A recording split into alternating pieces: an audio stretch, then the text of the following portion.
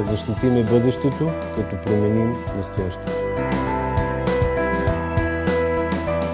Аз съм гейбет.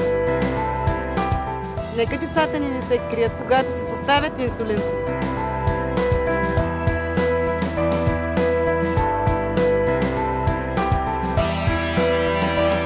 Ако не си поставя инсулина на време и се крие, осложненията са неизбежни.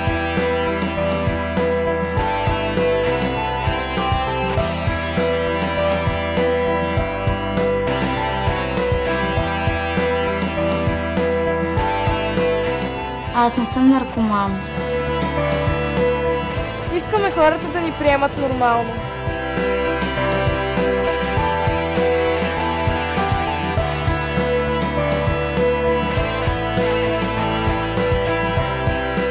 Аз подкрепям децата и хората с диабет.